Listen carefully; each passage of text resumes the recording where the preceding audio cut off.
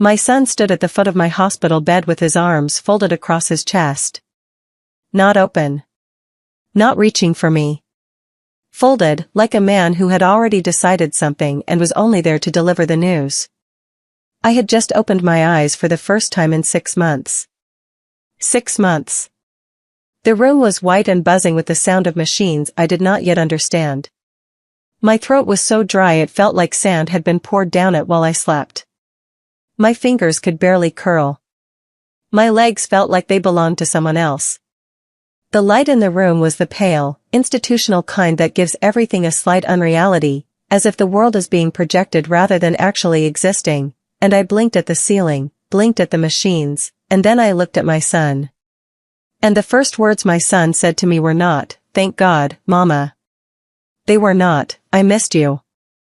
They were not even, "Welcome back." He said, "Grandma, we had to make some decisions while you were gone. We thought you were not coming back. I gave the house to Brenda's family. They are living there now." I looked at him for a long time. My eyes were still adjusting to the light. My brain was still finding its footing in the world of the living, running its slow inventory, checking what remained after 6 months of nothing. And yet somehow, in that first terrible minute of consciousness, I understood everything. Not just what he had said. Everything. All the things that must have happened in the dark while I fought my way back to the surface. I had heard them. Every last conversation. And now here he was, confirming what I already knew, standing at the foot of my bed with his arms still folded, and I thought with the first fully formed thought I had managed in half a year, this is the moment. This is where I decide what kind of woman I am going to be for whatever years I have left. My name is Clara Whitfield. I am 63 years old. I was born in a small river town called Millhaven, in the part of Georgia where summer lasts 10 months and the pecan trees grow so thick along the county roads that they shade the asphalt even at noon. My mother washed laundry for other families. She woke before light and came home after dark and never complained about the work itself, only about the people who left their laundry unsorted, which she considered a sign of poor character and which I have come to agree with. My father drove a delivery truck until his back gave out when I was 12, and after that he sat on the front porch and watched the road as if he were waiting for something that never came. I used to bring him sweet tea in the afternoons and sit beside him for a while, both of us watching whatever he was watching. I never figured out what it was. Maybe nothing specific. Maybe just the habit of hoping. We were not poor in the way that breaks people all at once. We were poor in the slow, grinding way that teaches you to want very little so that losing things does not destroy you. I learned that lesson the way children learn the things that matter most, not from being taught directly but from watching. From seeing my mother count coins on the kitchen table on Friday evenings, her face completely still, her fingers quick and sure. From knowing which cuts of meat we could afford and which ones were for people whose fathers had not hurt their backs and lost their routes. From understanding before I understood much else that the world did not owe us anything and that dignity was not something anyone was going to hand to us. We had to build it ourselves, piece by piece, from whatever was available. I carried that lesson into every room I ever entered. I am still carrying it. I married young.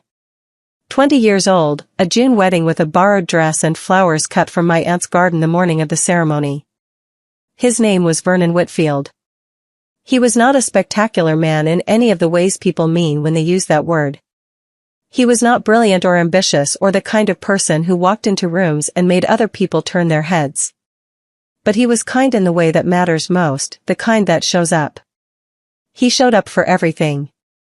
He showed up when our son Nathaniel was born on a cold February morning with ice on the window panes and the doctor used words like complicated, and when I looked for Vernon through the blur of the delivery room he was right there, not in the corner, right there, holding my hand with both of his.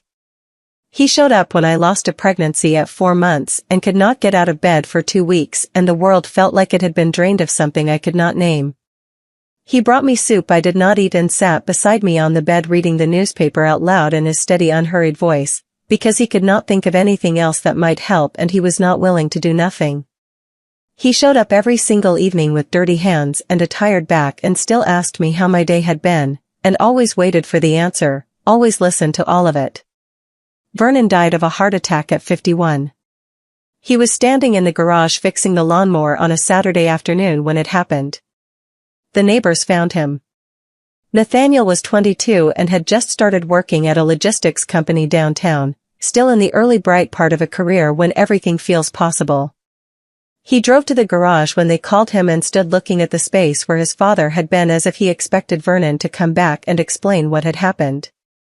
I was 50 years old and I had 31 years of a life built around a person who was suddenly and permanently gone. I do not talk about that year much. Some grief is not meant to be spoken. It is meant to be survived, one gray morning after another, until one morning it is not quite as gray and you understand you are going to make it through. I survived it the only way I knew how, by getting up and putting one foot down and then the other and doing the things that needed doing. I made the arrangements. I called the people.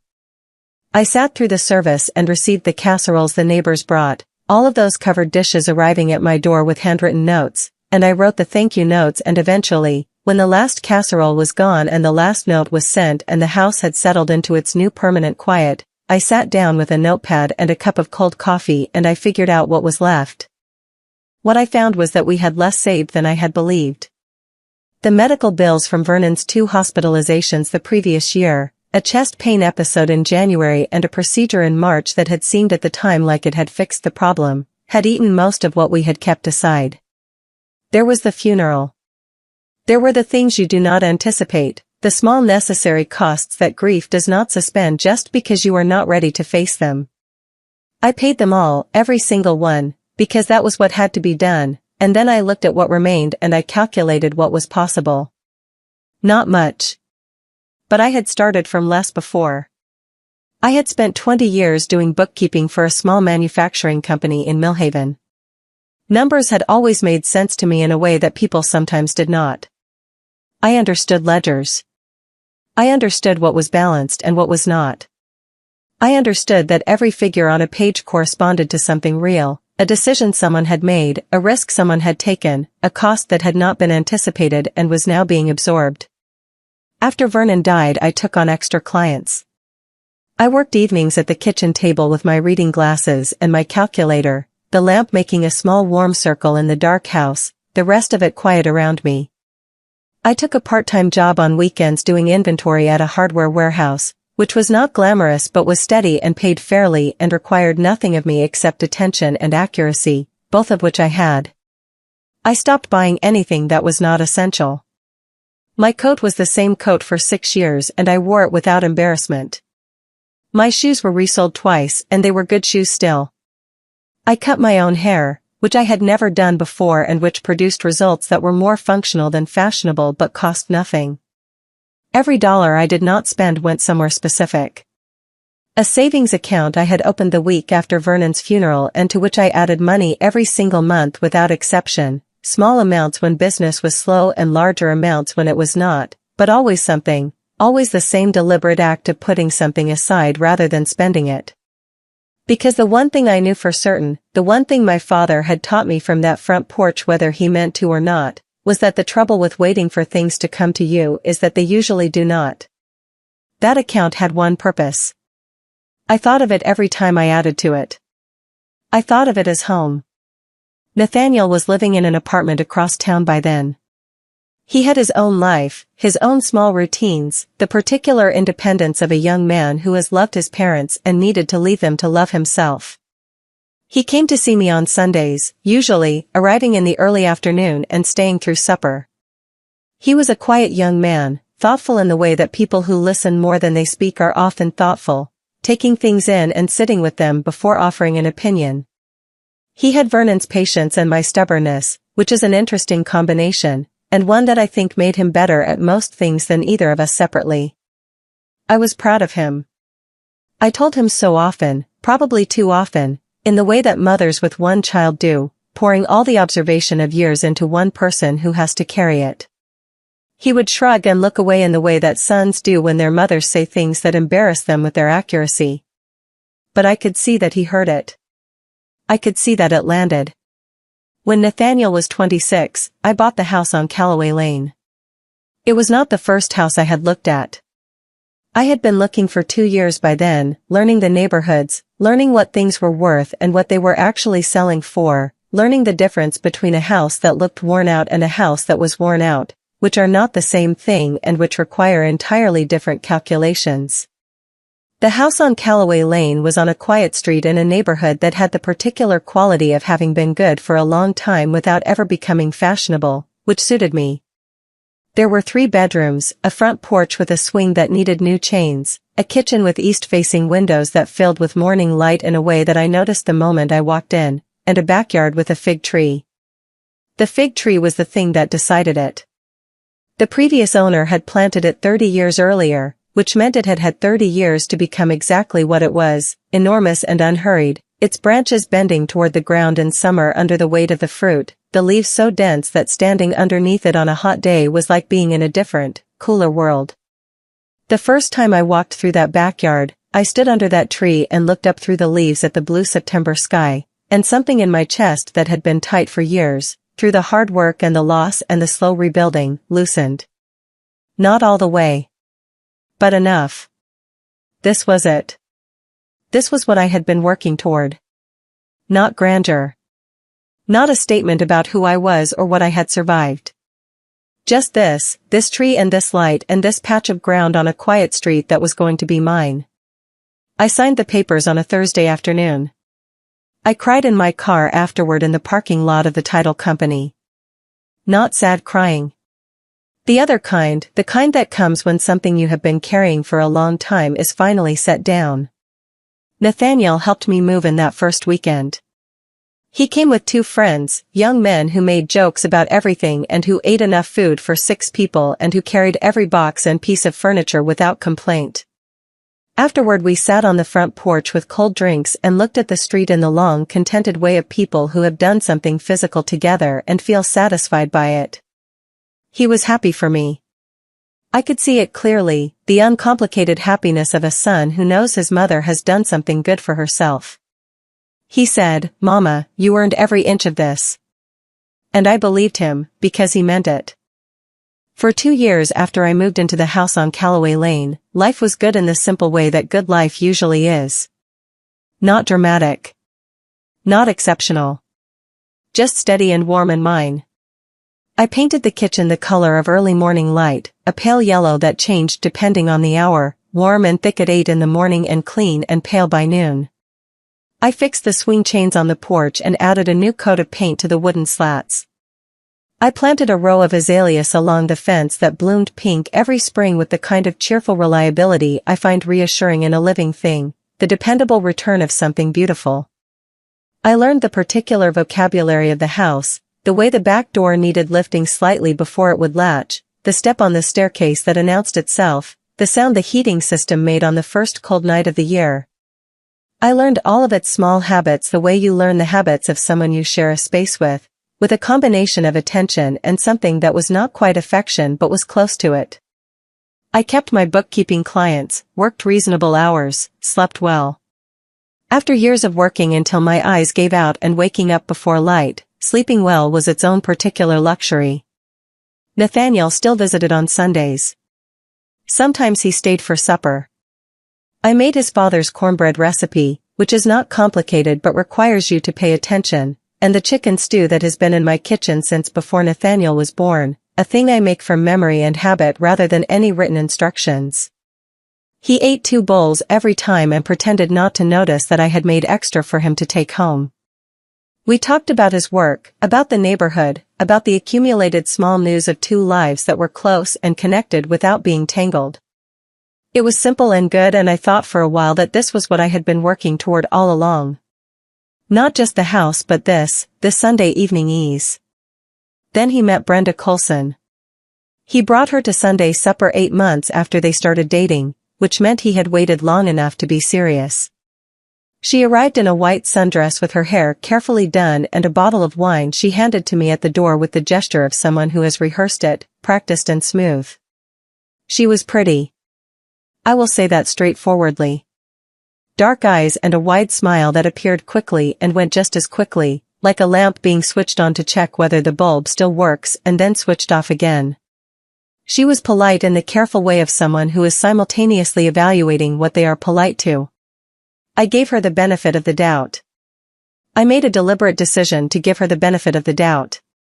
I had watched Nathaniel grow into himself over 26 years, and I was not going to be the mother who made his happiness more complicated by refusing to open a door to the person he had chosen to love. I poured her coffee. I asked her questions about her work, which was in marketing at a firm downtown. I offered her the cornbread. I treated her with the same warmth I would have wanted someone to treat me with when I was new to a family that had history I did not yet share. But I noticed things. Not big things, not anything she said directly, but small things that accumulated the way small things do. I noticed the way her eyes moved around my kitchen when she first walked in, a quick, comprehensive sweep that was not curiosity but assessment. I noticed how she mentioned twice during dinner, without being asked, that her parents lived in a large house in the Rosewood Hills neighborhood, which is the kind of neighborhood that has a reputation for being exactly what it is, the kind of place where the address itself is part of what people are paying for. I noticed that when I brought out the cornbread she took one piece, ate half, and set the rest at the edge of her plate as if she were doing it a favor by acknowledging it at all.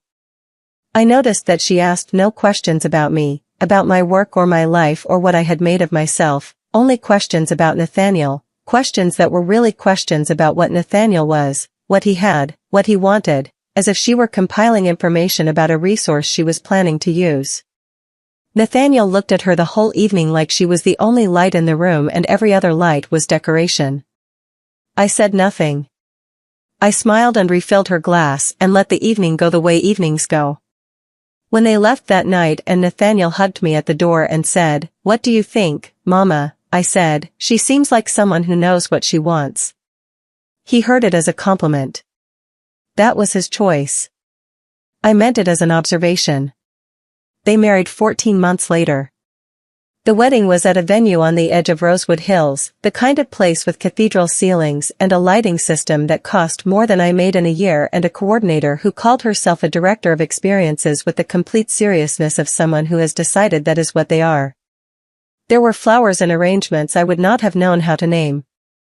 There was a dinner with 4 courses described on small cards at each setting in language that required a moment of translation.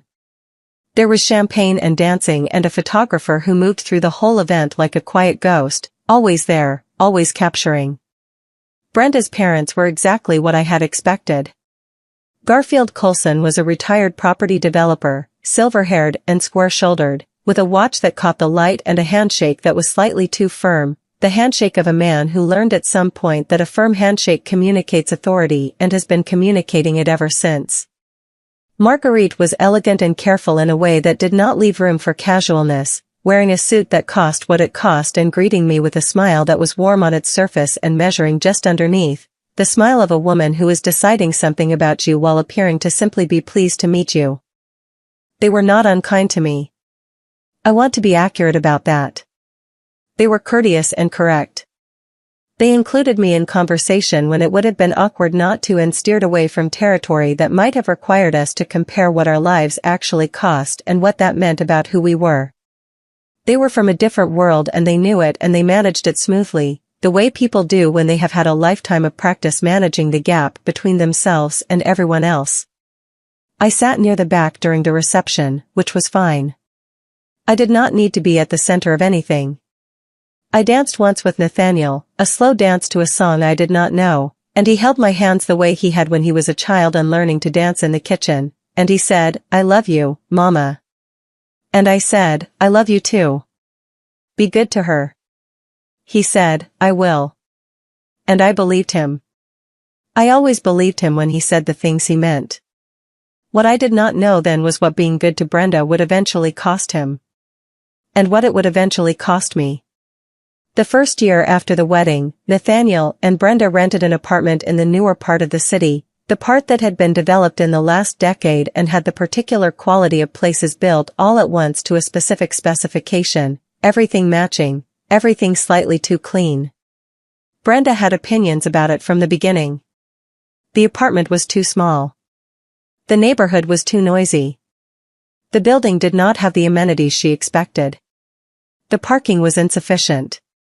The ceiling height was wrong.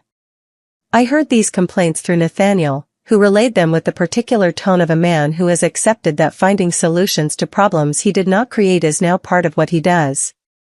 He stopped coming to Sunday suppers as regularly. At first it was once a month instead of every week. Then every 6 weeks. Then there would be 2 months and I would count the Sundays in my head and remind myself that he had his own life now, that this was natural, that I should not hold too tightly to the shape that things used to have. I held on to that thought like a rope over dark water, but I held it. When Nathaniel and Brenda did visit, which happened rarely and always felt slightly scheduled rather than spontaneous, Brenda had developed a new practice. She would move through my house with her eyes going over everything in a systematic way. Not rudely. Never anything you could have pointed to and called rude. But I am a woman who has spent her career reading numbers, and reading numbers is really reading patterns, and I know a pattern when I see one developing. I knew what she was doing. I knew what she was calculating. Once, while Nathaniel was in the backyard looking at the fig tree, she stood in my kitchen and said, "Clara, have you ever thought about what you would do with a house this size once you get older? It is a lot to maintain for one person." She said it gently, with a slight tilt of her head, the posture of someone who is offering advice rather than delivering a verdict. I looked at her for a moment before I answered. Then I said, "I have been maintaining it just fine." She smiled. "Of course you have. I just wonder sometimes if something smaller might be more practical." And then she picked up her phone as if the conversation had found its natural ending point. I went back to slicing the pound cake I had made that morning. I said nothing further.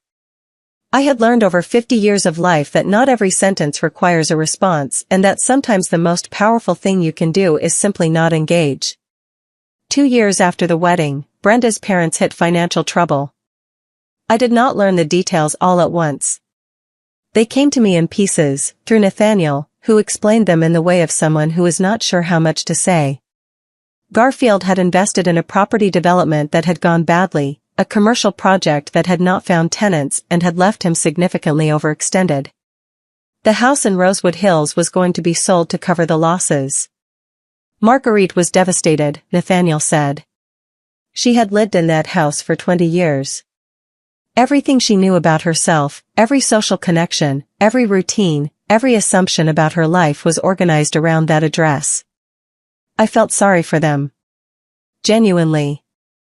I knew what it was to lose a home, or to fear it, and that fear does not care who you are or where you come from. A house that you love becoming unavailable to you is a real grief. I would not have wished it on anyone. What I did not know then was that someone had already begun planning what to do about it. And that the plan involved my house. And that the plan had been forming for months without my knowledge while I went about the ordinary business of my life, completely unaware that I was being quietly subtracted from it. 3 years after the wedding, Nathaniel came to see me on a Tuesday evening without warning. He had not called ahead, which was unlike him. I opened the door and he was standing on the porch in his work clothes with the specific look of someone who has been preparing a conversation the whole drive over and is not quite ready to have it. I let him in. I made coffee. We sat at the kitchen table the way we had sat at kitchen tables together 100 times in our lives, and I waited, because I had learned over 26 years of being his mother that Nathaniel would get to the thing he needed to say if you gave him room to get there without interruption. He wrapped his hands around the coffee cup. He looked at the table. After a long silence he said, "Mama, have you ever thought about maybe selling this house?" I set my cup down carefully. I looked at him directly. I said, "Tell me what you mean by that." He said, "Brenda's parents are in a hard situation. They are going to lose their house. And I thought, maybe, if you sold this place you could get something smaller, something easier to take care of, and the money would give you a real cushion." I looked at my son for a long time. The kitchen light was on. The room was very still. I thought about the years of work that had built this house, the saved dollars and the resold shoes and the evenings at the table with the calculator. I thought about the way the morning light came through these east-facing windows. I thought about the fig tree in the backyard that had been here 30 years before I arrived and would be here 30 years after I was gone, if someone took care of it. I thought about standing under it in September and feeling something in my chest loosen for the first time in years. I said, Nathaniel, this house is mine. I built it out of nothing over many years of work and sacrifice and choices that cost me real things. And I am not selling it so that your wife's parents can have somewhere to live. That is not what I built it for. He nodded. He looked ashamed. He said, Okay, Mama. I understand. I just had to ask. But the shame faded. I watched it leave his face in real time. And I knew with the part of me that has always read patterns that this would not be the last time someone asked. That someone would keep asking, with patience and in different ways, until the answer changed. I knew who that someone was. 6 months after that conversation, I got sick. It started as what I told myself was fatigue. I was 62 years old and I had been working hard since I was in my 20s, and I told myself that this particular tiredness was simply what 62 felt like from the inside, the natural accumulation of decades of effort. But it was not ordinary fatigue. It had a different texture to it, denser and more insistent, as if the air around me had gotten heavier in some way that only I could feel. I started forgetting things. Where I had left my reading glasses. Whether I had taken my blood pressure medication that morning. The names of bookkeeping clients I had worked with for a decade, names that should have been as automatic as my own. One afternoon I stood in the middle of the grocery store and could not remember what I had come for. Not because I was distracted or thinking about something else. The information was simply not there when I reached for it, and that was different from forgetting. I went to Dr. Reyes at the community health clinic on Farnsworth Street. She was young and direct, a combination I appreciated. She ran blood tests, checked my pressure, and told me she wanted a brain scan. She said, Mrs. Whitfield, I am not trying to alarm you, but these symptoms together suggest we should look more carefully. Do not put this off. I said, Of course, I will schedule it soon. She looked at me with the patient expression of a doctor who has heard that particular sentence many times. She said, Soon, please. Not eventually. I put it off for 3 weeks. I had deadlines. I had the front steps to reseal before winter. I had the particular stubbornness of a woman who has been handling her own problems for so long that acknowledging she might not be able to handle this one requires more internal rearranging than she has time for right now. One morning in October I was at my kitchen table with a yellow legal pad and a pencil, working through accounts for one of my oldest clients. The radio was on in the background, a weather forecast, rain expected by evening. Outside the window the fig tree was doing what it did every October, beginning to let go of its leaves in that slow deliberate way, releasing them one by one as if it had thought about each one. The pad was covered in minute columns of figures. The pencil was in my hand. And then I remember nothing. I did not feel myself fall. I did not feel the pencil drop or my face hit the table or anything that happened after. There was the radio and the leaves and the figures on the pad, and then there was nothing. A darkness so complete it did not even register as darkness. It was the absence of everything, including the awareness that anything was absent. My neighbor Dolores Fairbanks saved my life. She was a retired schoolteacher who lived 3 houses down from me on Callaway Lane and had the habit of walking past on her morning rounds, coffee cup in hand, looking at the street and the houses the way a person does who has watched a neighborhood for decades and considers it a kind of responsibility. She looked through my kitchen window as she passed and saw me slumped at the table and called for help before she had finished deciding whether what she was seeing was what she thought it was. If Dolores had not walked that route that morning, if she had looked at the sidewalk instead of the window, if she had taken a different street, I would not be telling you this story. I think about that a great deal, the randomness of survival, the way it hangs on such small things, a habit, a glance, a woman who paid attention. The doctors told Nathaniel I had suffered a severe hemorrhagic stroke. The bleeding in my brain was significant. The next hours were critical. The next days were uncertain. There were no guarantees about whether I would regain consciousness or what I would be like if I did. I did not know any of this. I was somewhere else entirely. People imagine the coma from movies, from the soft dramatic version of unconsciousness where a person lies still and beautiful and then opens their eyes at the appointed moment. It is not like that. Or it was not like that for me. It was more like being buried. Not painful. The total, pressing weight of absence. I was not asleep. I was not dreaming. I simply was not anywhere that had a shape or a boundary or a way in or out. And then, slowly, over months I did not know were passing, something began to happen. Before we find out what happened next in the story, I want to take a brief moment to speak directly to anyone watching who might be going through their own sudden, overwhelming transition. If you are navigating a bitter divorce, the loss of a spouse, or a financial shock, you know the hardest part isn't just the money, it's not knowing what to do first. That is exactly why we created the Phoenix Blueprint. It is a practical, step-by-step guide for starting over.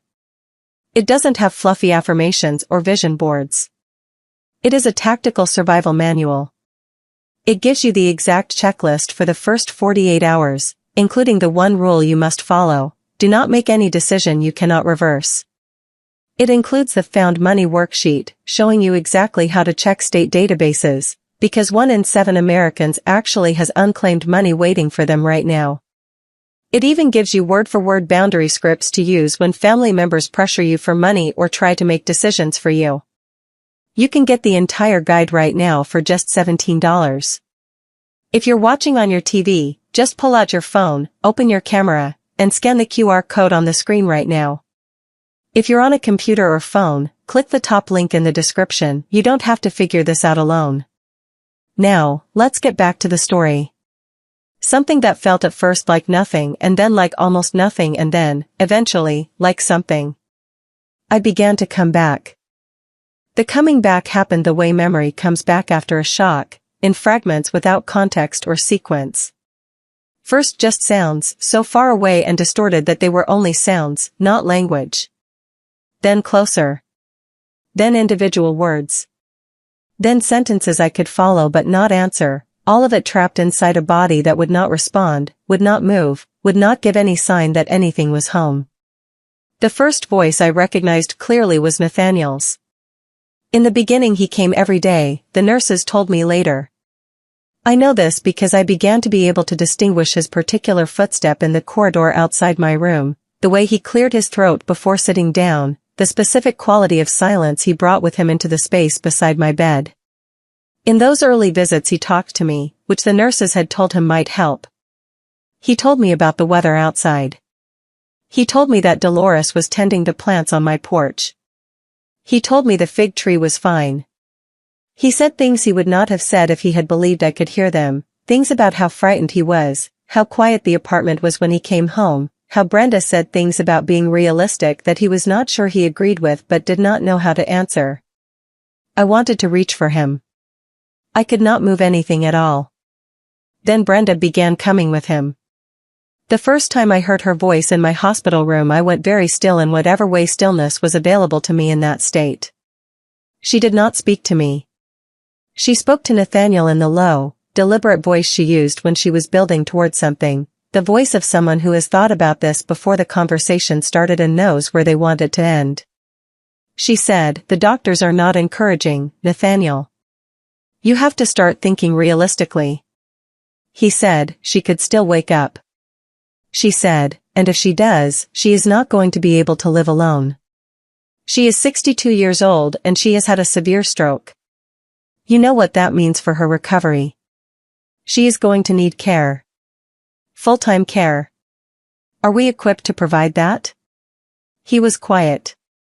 She said, "I am not saying anything terrible. I am saying we have to be honest about what the situation actually is."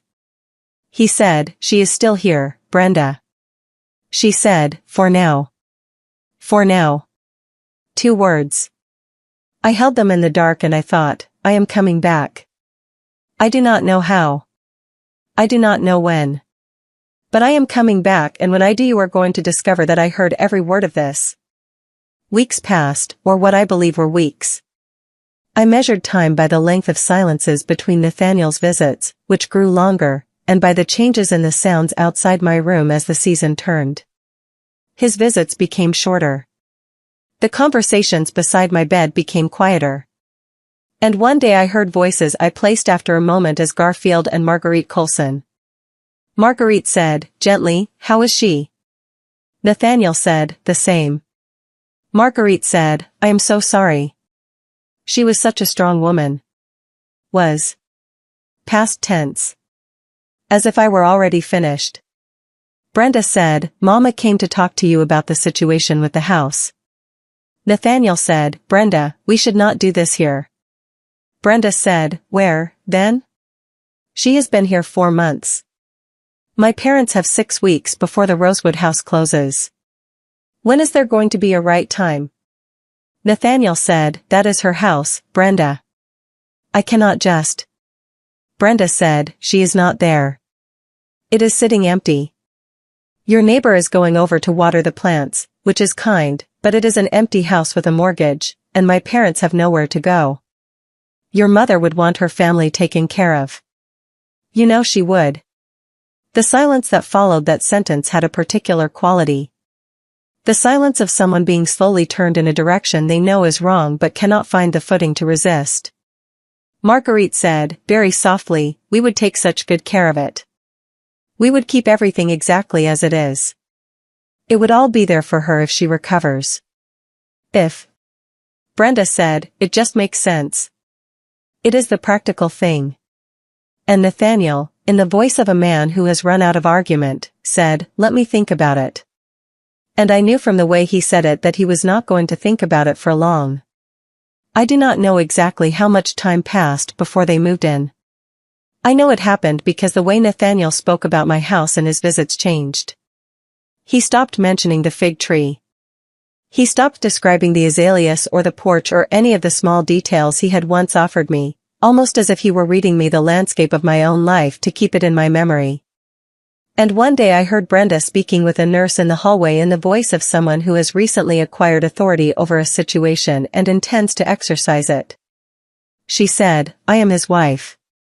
I handle things for this family. Any changes in her condition should be communicated to me first." The nurse said, "Of course." I thought, I am in this room. I am right here. I have not gone anywhere. But no one could hear me. 4 months in, Nathaniel came alone. He sat in the chair beside my bed and was quiet for a long time, the particular quiet of someone who has been carrying something heavy and is tired of carrying it but not sure how to set it down. He said, "Mama, Brenda's parents moved into your house last week." I told them it was temporary. "I have a letter from Brenda saying that if you woke up they would leave immediately." I know this is wrong. I know that. But the house was sitting empty and the doctors say the same thing every time and I could not see another way. He stopped. He said, "I am so sorry." I wanted to say, "I hear you." I wanted to say, "I know you are sorry." I wanted to say, "I am fighting my way back to you." But I could not say any of it.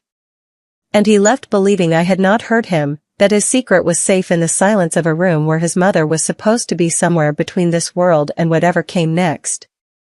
He did not know I was keeping a record of everything. 5 months into the coma, something shifted. I cannot explain it in any precise way. What I know is that one morning I felt my right hand.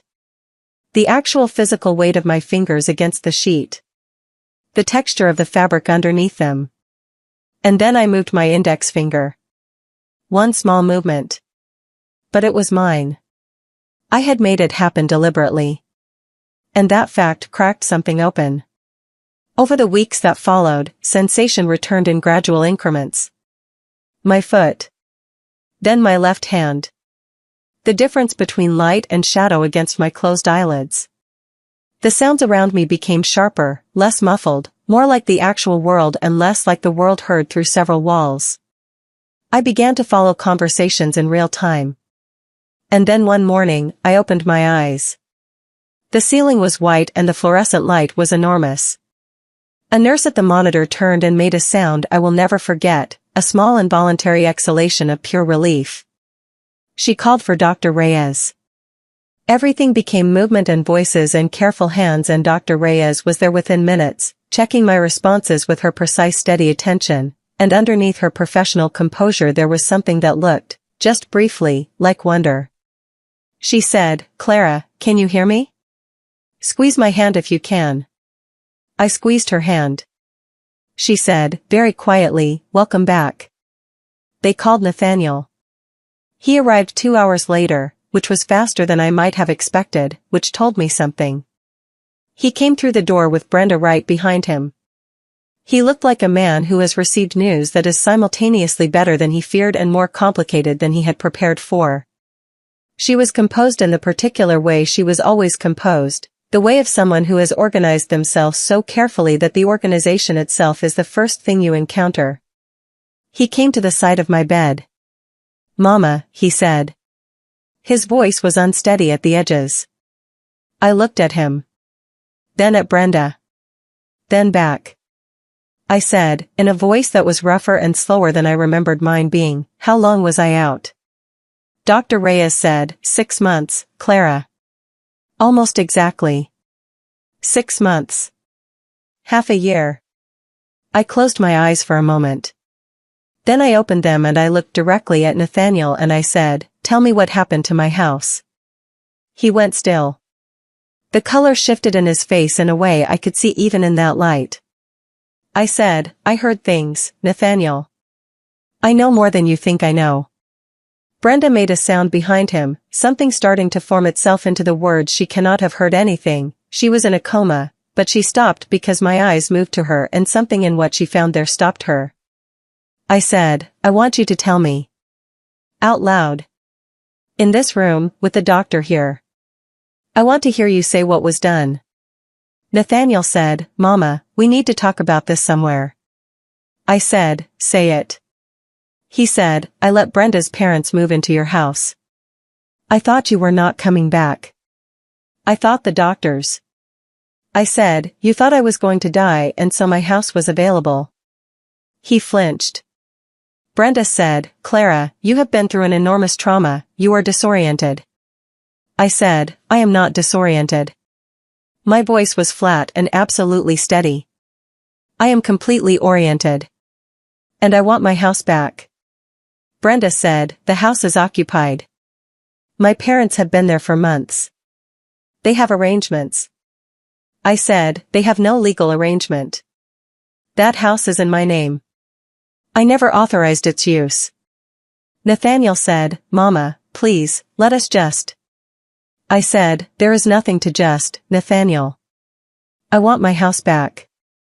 And if I find out that any document was falsified in my name, I will do exactly what is necessary." The room was silent for a full minute. No one spoke. No one moved. Then Brenda picked up her bag from the chair by the door and said, "We will come back when you are more yourself," and she left. Nathaniel stayed. He stood at the foot of my bed and looked at his hands. I said, "Did you sign anything in my name?" He said, "Brenda handled the paperwork." I said, "What kind of paperwork?" He said, "A temporary occupancy agreement." I said, "And whose signature appears on that document as the property owner?" He looked up at me. He said, "Mama." I said, "Whose signature, Nathaniel?" He said, "Yours." The room was very quiet. I said, "I was in a coma for 6 months. I was not capable of signing anything." He said, "I know." I said, "Then you understand what that means."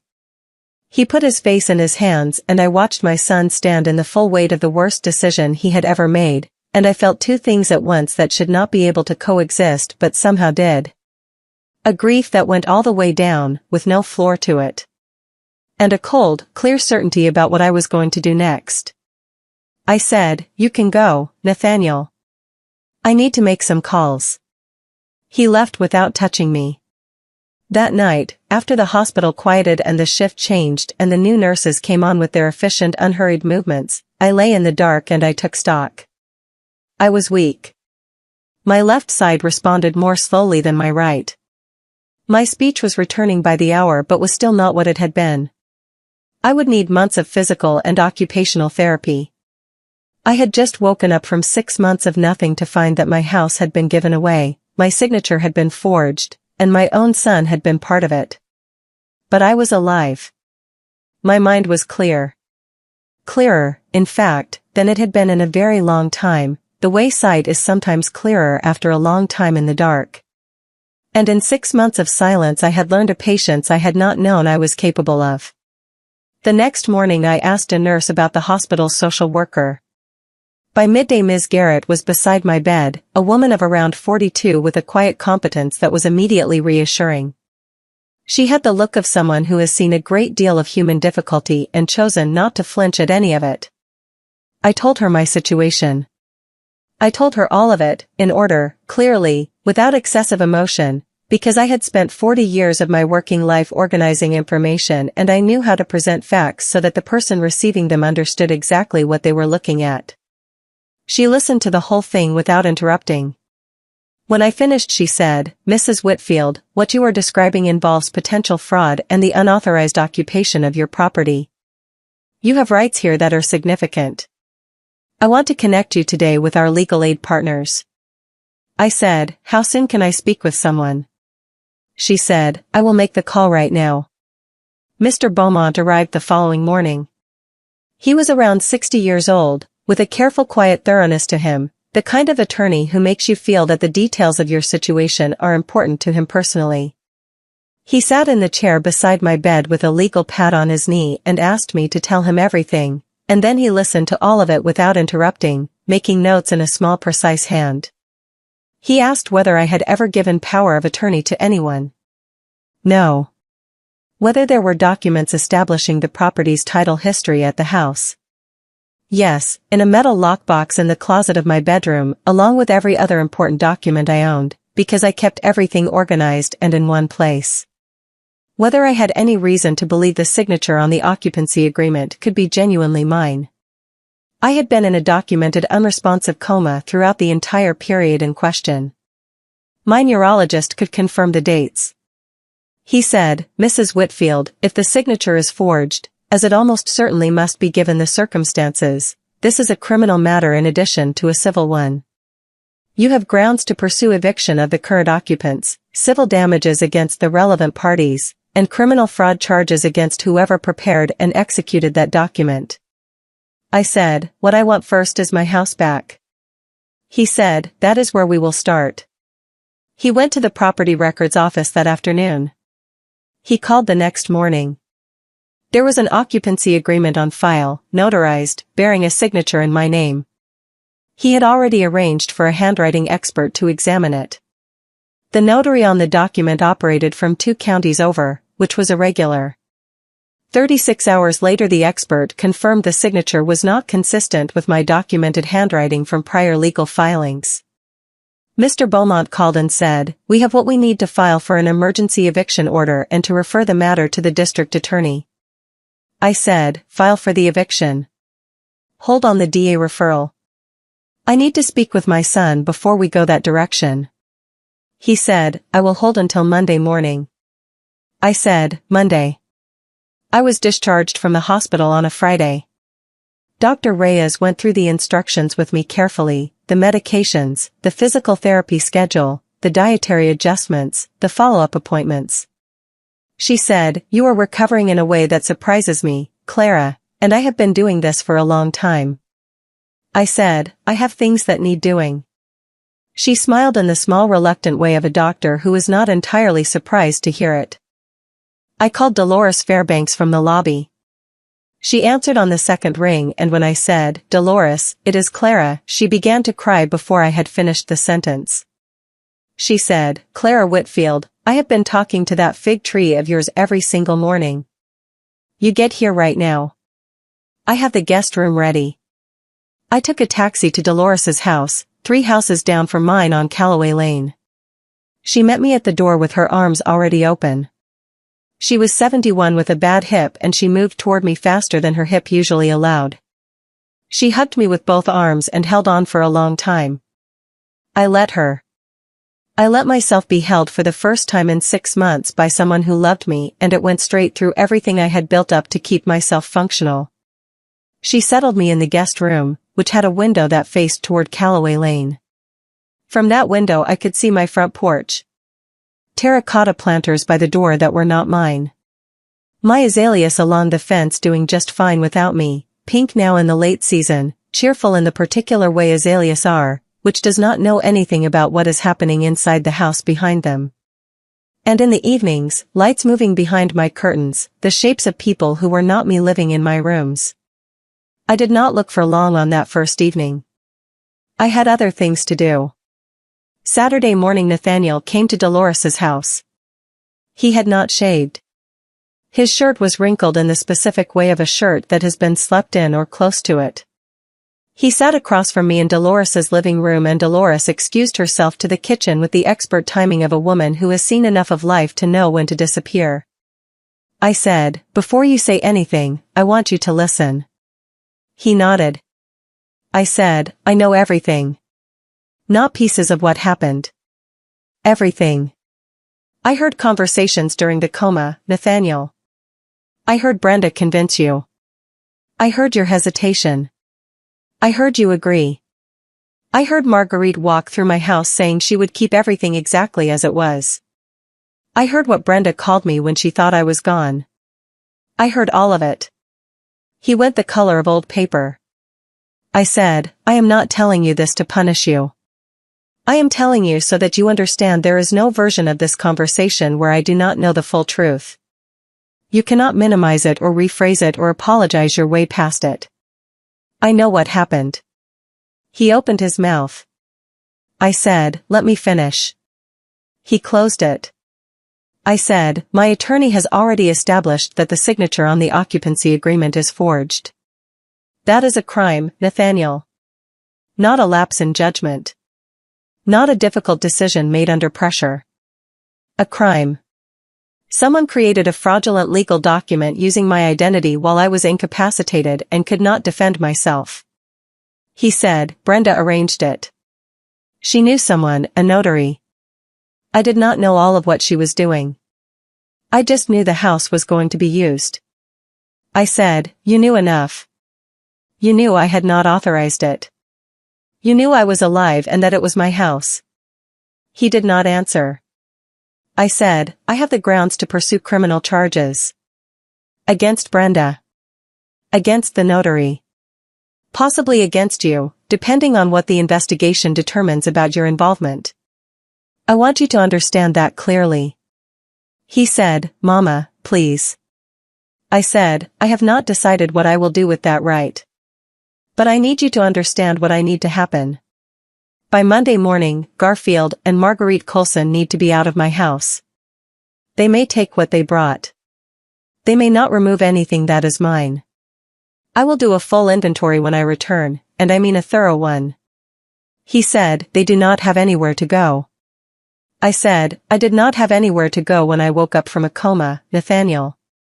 I am staying in my neighbor's guest room. That was not something I created." He was quiet for a long time. Then he said, "I will talk to Brenda. I will talk to her parents." I said, "Talk quickly." Sunday evening he called. He said, "Brenda and I have been fighting since I left you. She says I am choosing you over her." I said, "What do you say?" He was quiet for a moment. Then he said, "I say that what we did was wrong. That I let it happen when I should have said no, and that I have to fix it now." He said, "Her parents are going to her cousin's place in Covington. They are packing tonight. They will be out by 9 Monday morning." I said, "Good." He said, "Mama. Are you going to be all right?" I said, "I have always been all right, Nathaniel. That is not what I am worried about. I am worried about whether you understand what happened here and what it actually cost." He said, "I think I am starting to." I said, "Think harder." Monday morning I walked to my house. The October air was cool and dry and the street smelled like leaves and something further off, wood smoke from somewhere. I stopped at my front gate and looked at the house for a long moment before I went to the door. The terracotta planters. The unchanged paint. My azaleas, still blooming, still pink, not knowing or caring what had happened inside. Garfield Coulson opened the door before I reached the steps. He looked at me with the expression of a man who has spent his life walking into rooms with authority and is discovering what it feels like when that authority is not recognized. I said, "Is everything ready?" He said, "Nearly." He stepped back. I walked through my house slowly. The armchair Vernon had loved was gone, replaced by Garfield's leather recliner. My bookshelf had been cleared of my books and filled with Marguerite's framed photographs. My red Savannah rug was rolled in the corner with a beige replacement under the furniture. The kitchen had been rearranged, dishes I did not own stacked on the counter, spice jars in a line that was not mine. My ceramic canisters pushed to the back of the highest shelf. My mother's cross-stitch was gone from its place on the wall, leaving a rectangle of slightly lighter paint where it had been. I said, "Where is the cross-stitch that was on this wall?" Garfield said, "The storage room." It was dated. I went to the storage room. I found it in a box under a folded tablecloth. I took it out and held it in both hands for a moment. My mother's small careful stitches, blue and green thread on off-white linen, the thing she had made and I had kept for 40 years. I held it briefly to my chest and then I set it on the kitchen counter where it belonged. I went to the backyard. The fig tree was there. They had not touched the fig tree. Wide and rooted and exactly itself, its October branches half bare in their annual release but structurally unchanged the way things are unchanged when they have been in a place long enough that they belong to it rather than it belonging to them. I put my hand on the bark. I stood there until I heard the sounds of Garfield and Marguerite loading the last of their things. Car doors. The engine. The sound of it pulling away and then fading and then gone. I stood under the fig tree until Callaway Lane was quiet again. Then I went inside and sat on the floor of my own kitchen, because my furniture had not been moved back yet, and I leaned against the cabinet and I let myself feel everything that needed to be felt. The weakness in my body. The tremor in my left hand. The strange fact of being in my own house. The stranger fact of how much work there still was to do. But I was in my house. That was enough. For right now that was more than enough. The weeks that followed were a controlled and deliberate reconstruction. Physical therapy 3 times a week with Octavia, who was young and demanding and treated my impatience with her own progress as a strength to be used rather than a problem to be managed. I improved faster than the initial assessment had suggested, which Dr. Reyes said reflected my baseline physical health and which I understood to reflect the fact that I had too much left to do to spend time being limited. I brought my things back from the shed and the corners and the back of closets where they had been put. My wooden table back to the kitchen. My mismatched chairs. My floral sofa. My red Savannah rug back in the center of the living room floor where it had always been. My books back on the shelves in the order I kept them, which is a particular order that I had not known I had memorized until I was putting each book back and discovering that I knew exactly where each one belonged. I rehung my mother's cross-stitch with a new nail, level, in exactly its original place. I removed the terracotta planters from the front porch and put them in the garage to be dealt with later and planted 2 of my own clay pots with red geraniums, which is what I wanted. Nathaniel came to see me on a Wednesday evening 2 weeks after I came home. He knocked on my door the way you knock when you are not entirely sure of your welcome. I let him in. We sat in the living room, which was restored now, everything back where it should be. He looked at the room for a moment before he looked at me. He said, "It looks like you again." I said, "It is mine again." He said, "Mama, I have thought about almost nothing else since you woke up. About what I did. About what I let happen. About what kind of person that makes me." I said, "What kind of person does it make you?" He thought about it. He said, "Someone who was afraid. Someone who let someone else carry him in a direction he knew was wrong because arguing required more of himself than he had figured out how to give. Someone who told himself he was being practical when what he was actually being was absent. I said, afraid of what? He said, of losing her. Of never being enough for her. Of the fact that no matter what I did, what I earned or provided or arranged, it was never quite sufficient. And I think I believed that if I could solve enough problems for her she would eventually feel it. She never did. I said, I know. I watched it happen. He said, why did you not say anything? I said, because you were not ready to hear it. And because love has to find its own limits. I could not find them for you. He said, she left. After I told her parents they had to go. She said I chose you over her. I told her that was not accurate. That I chose the truth. She did not see a difference. I looked at my son for a long moment. He was 36 years old and he was sitting in my restored living room on my floral sofa looking like a man who has put something down that he has been carrying for years and is not entirely sure yet what his hands are supposed to do now. I said, I am sorry about the marriage, Nathaniel. He said, I am not sure I am. And that tells me something. I said, yes. It does. He said, I started seeing a therapist. He said it like someone mentioning something they are slightly embarrassed by but know is right. I said, good. Keep going. He said, she asked about you. About us. About why I let things get to where they did. He paused. I told her I always believed you would be fine without me. That you were so capable that you did not actually need me. And that I used that as a way to not show up. I set down my coffee cup. I said, Nathaniel. I always needed you. I just never required you to take care of me. Those are very different things. He said, I am beginning to understand the difference. I changed my will. Mr. Beaumont prepared the documents carefully. The house would go, upon my death, to a trust that provided transitional housing for elderly women who had survived crisis. Not because I was angry at Nathaniel. Because I had watched what happens when people assume ownership of things they have not built, and I did not want that for my son or for the house.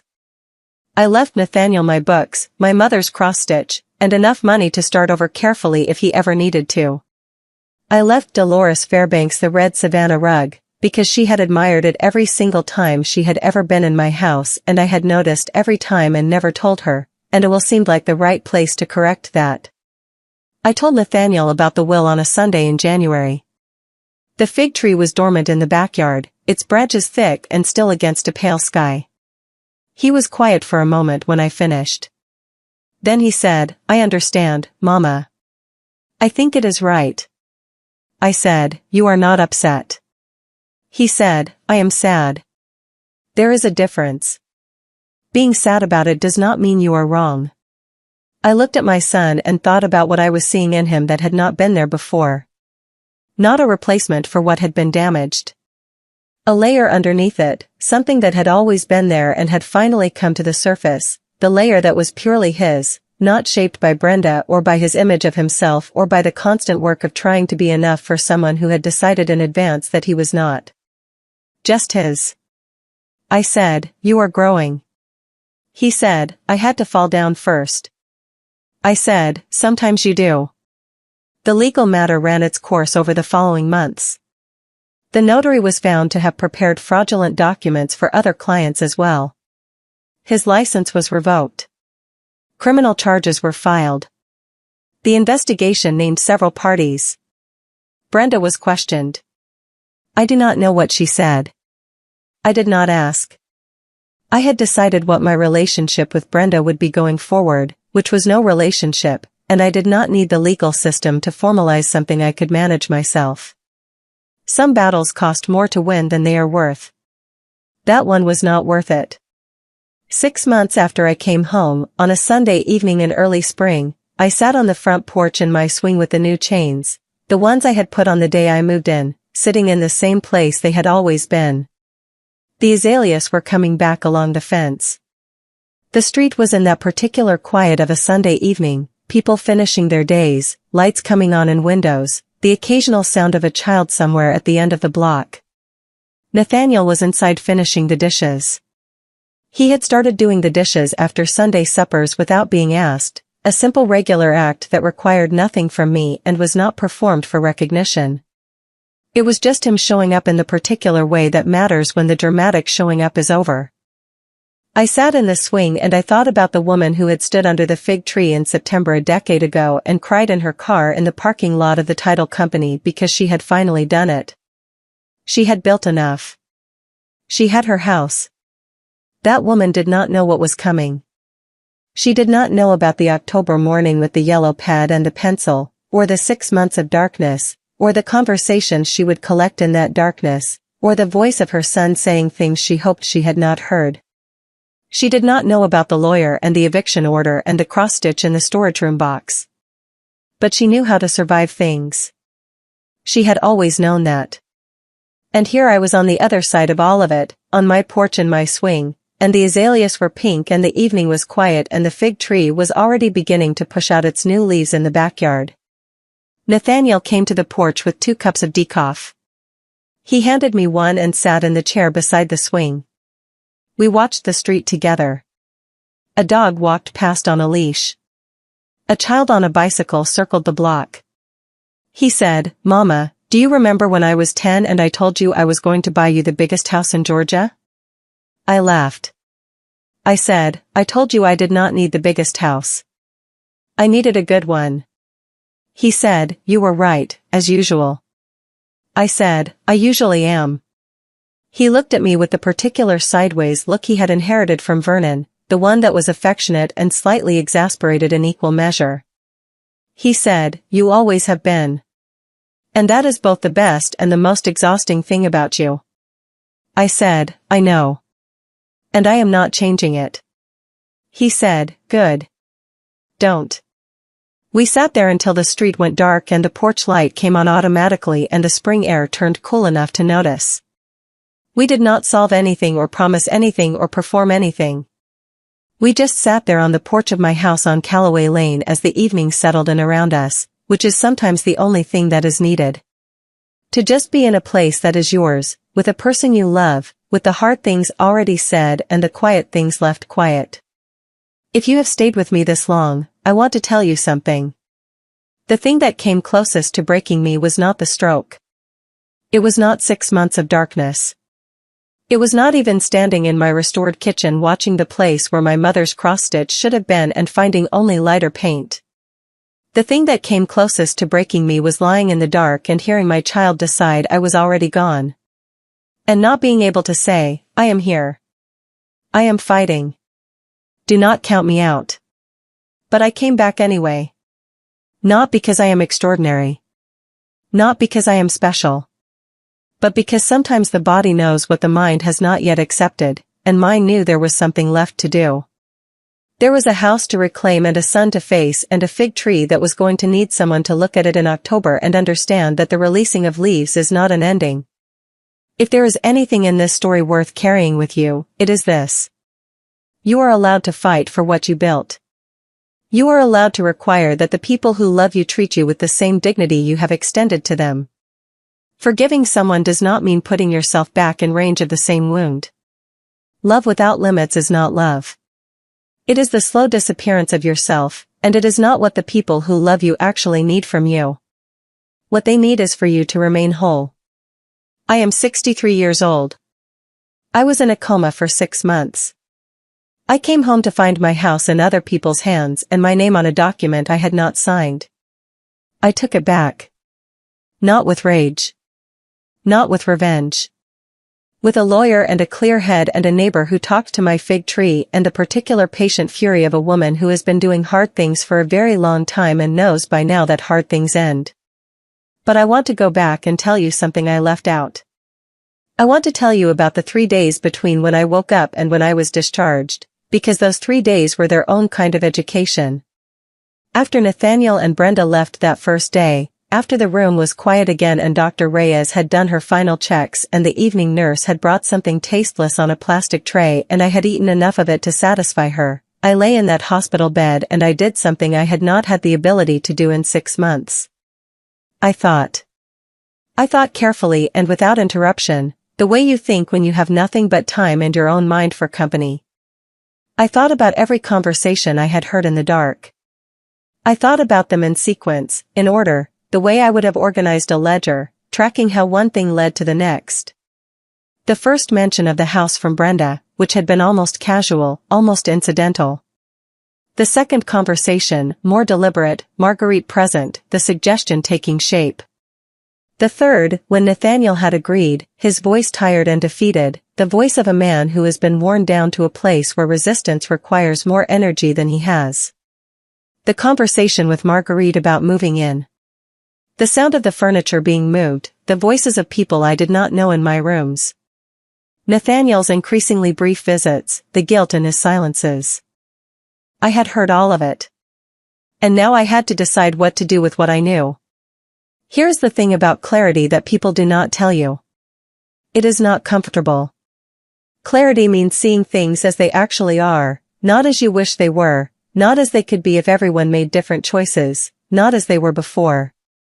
And seeing things as they actually are requires you to set down a lot of things you have been carrying. The stories you have told yourself about people you love. The explanations you have constructed for their behavior that let you keep believing in them without adjusting what you believe in them. I had told myself, over years, that Nathaniel was the man he had been before Brenda. That he was simply navigating a difficult situation. That the visits that stopped, the conversations that became brief and formal, the question about selling my house, these were all things that would right themselves in time if I was patient enough and did not push. I had been carrying that story for a long time. In those 3 days in the hospital, I set it down. Not all at once. The way you set something down that is heavy, carefully, paying attention to the effort it takes, not pretending it is not heavy. But I set it down. And in its place I picked up something different. Not bitterness. Not rage, though I had a right to both and felt the edges of both in those days. What I picked up was clarity. A clear-eyed understanding of what had happened, who had been involved, and what I was going to do about it. I was going to get my house back. I was going to do it legally and methodically and without drama, the way I had done every difficult thing in my life, by preparing carefully, proceeding steadily, and not stopping until it was done. And I was going to do it without destroying my son in the process, because he was my son, and because I had already understood, in those long hours of lying still and hearing everything, that Nathaniel had been as much shaped by what had happened to him as I had. That the man who had agreed to give away my house was not the man he was going to be for the rest of his life, if I handled this correctly. The second day in the hospital, a woman from the next room died. I knew because I heard the sounds that accompany it, the shift in the activity in the corridor, the particular quietness that follows, the voices of the family gathered in the hallway after. I lay in my bed and listened to a family experiencing the thing I had just avoided, and I thought about the narrowness of it. The narrowness of the margin between my outcome and theirs. The morning that Dolores Fairbanks had happened to look through my kitchen window. I thought about Nathaniel standing in the garage after Vernon died, looking at the space where his father had been. I thought about how he had been 8 years old once, a polite boy who never caused trouble. I thought about the boy who had said he was going to buy me the biggest house in Georgia. I thought about all the versions of my son that had existed before the version who stood at the foot of my hospital bed with his arms folded. And I thought, that man in the hospital room is not all of who he is. He is only the most recent version. And versions change. The third day, Ms. Garrett came back to check on me. She sat in the chair and asked how I was doing with everything. I said I was doing what I always did with hard things, which was moving through them. She nodded. She said, "Mrs. Whitfield, I want you to know that the people who come through situations like yours the best are the ones who do not let it make them smaller. The ones who do not let what was done to them become the thing that defines them going forward." I said, "That is good advice." She said, "I thought you might have already known it." I said, "I do. But it is good to hear it confirmed." And it was not. Here is the rest of the truth, the part that takes longer to tell. The weeks after I came home were not only about the house, They were about everything the house represented, everything I had built and why I had built it and what I had meant it to be and what it had become in my absence and what I was going to make it now. I brought my things back from the shed. I painted. I arranged. I sat in my kitchen in the mornings with my coffee and my east-facing window and the light that came in at the particular angle that I had chosen this house for, among other reasons, and I felt the house settle back around me the way a house does when the person who belongs in it returns. Dolores came over most evenings. We sat on the porch or in the kitchen and talked about everything and nothing, the way women who have known each other a long time talk. She told me about her daughter in Birmingham who was having a hard time and her grandson who had just started walking and her hip which was getting worse and her doctor who kept suggesting surgery that she kept declining because she was too busy. I told her about the physical therapy and the legal updates and the way Nathaniel seemed to be changing in front of me, slowly, the way the fig tree changed in spring, one small thing at a time until one day you looked at it and it was full. I told her about changing my will. She went quiet for a moment. Then she said, "You are leaving me the red rug." I said, "How did you know that?" She said, "Because I have been talking about that rug for 10 years and I know you have heard me." I said, "I hear everything." She laughed. And then she squeezed my hand in the way of someone who loves you and has also been frightened for you and is still, on some level, just glad you are here. I think about what Nathaniel said to me that Sunday in January, when I told him about the will and he said, "I am sad." There is a difference between sad and upset. I think about the version of my son who said that and I think about the version of my son who stood at the foot of my hospital bed with his arms folded, and I understand that both of those men are the same person, and that the difference between them is what can happen when someone is held accountable in a way that does not destroy them but requires them to reckon with it fully. I did not destroy my son. I could have. I had the grounds and the means and, in those first days after waking up, the raw anger to do it. But I did not, because destroying him would not have given me back what I actually wanted, which was not victory over him but the truth between us and the chance for something better to exist in the space that the truth made available. That is harder to do than revenge. Revenge is simple. You turn the power you have in one direction and you use it. What I did required me to hold the power carefully and use only what was necessary and decide, every single day, whether I was holding the line or crossing it. I think I held the line. I think I got it mostly right. Not perfectly. There were conversations with Nathaniel where my voice held things I had not intended to put into it. There were mornings when the anger was very close to the surface and I had to sit with it for a while before I could put it somewhere workable. There were evenings when I sat under the fig tree and just let myself feel the full weight of what had been done and how close it had come to being permanent. But mostly I held the line. And now it is spring and the fig tree is pushing out its new leaves and Nathaniel comes every Sunday and Dolores comes in the evenings and my books are on my shelves and my mother's cross-stitch is on the kitchen wall where it has always been. There is one more thing I want to tell you. Something I have not told anyone yet, not even Dolores. The morning I returned to my house after the eviction, the morning I sat on the kitchen floor because my furniture was not back yet and my body was tired and the house was quiet and mine again at last, I stayed there for a long time. The light came through the east-facing window at the angle I had loved for years, the pale October morning light, and I sat in it and I breathed and I let myself feel everything. I thought about my mother counting coins on the kitchen table on Friday evenings. I thought about my father on the porch watching the road. I thought about Vernon with his firm, steady hands. I thought about a 22-year-old woman in a borrowed dress with flowers from her aunt's garden. I thought about a 50-year-old woman sitting down with a notepad and a cup of cold coffee, adding up what was left and deciding it was enough to start.